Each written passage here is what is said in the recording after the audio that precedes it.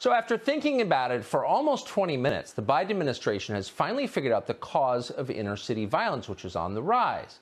And you'll be surprised to learn it's not defunding the police. It's not the lunatic prosecutors elected by George Soros, the ones who refuse to enforce the law. It's not even the fact that almost nobody in places like that has a dad at home. That has no effect at all. The feminists won't let you say that. No. Inner-city violence is caused by, quote, white supremacist ideology and racism. Oh, right. Republicans. The Confederates. They did it. We know this because an internal Biden administration training document obtained by Human Events tells us so. Candace Owens is the host of Candace. She joins us to assess. Candace Owens, thanks so much. It's great to see you tonight. I'm sorry to laugh. It's just, I mean, they've already told us that Republicans are responsible for defunding the police. I think Republicans are responsible for, they're responsible for invading Iraq. Okay, fine. How are they responsible exactly for gang murders in Chicago? It's like a remarkable sleight of hand blaming Republicans for that. Right, a city that has been Democratic for so long. You can't even remember when there was the last time there was a Republican mayor or anybody Republican that was controlling Chicago. And listen, it's so painfully dishonest, and you wonder, why are they saying this? We know that black-on-black crime is a huge issue. We know that something near 95% of black homicides are committed by other black people. These are all things that we should be talking about and trying to get to the bottom of that.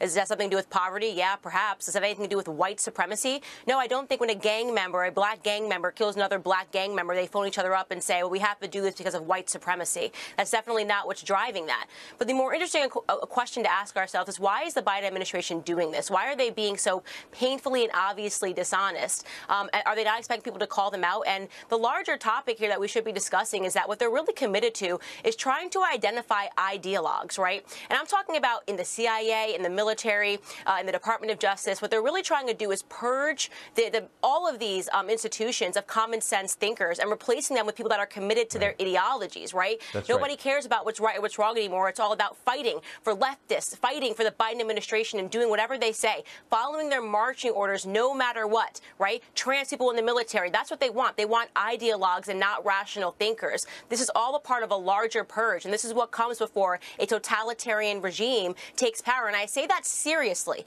I'm saying that so seriously. It's time to now take a good look at totalitarian regimes of the past, of communist nations of today and of the past, because we are following a very dangerous pattern right now. The Biden regime, as I like to call them, is following a very dangerous pattern.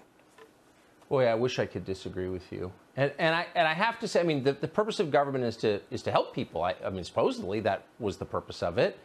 If you wanted to help people who are dying in our cities, you wouldn't provide a transparently ludicrous ideological explanation for it. You'd actually think about why this is happening and how we can fix it. But they don't seem to be interested at all in fixing it, at all.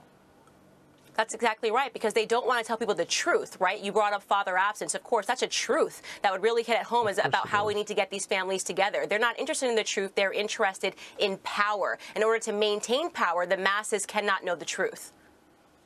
Man, that's smart. Candace Owens, The Big Picture. I appreciate it. Great to see you tonight. Thank you. Thanks for having me.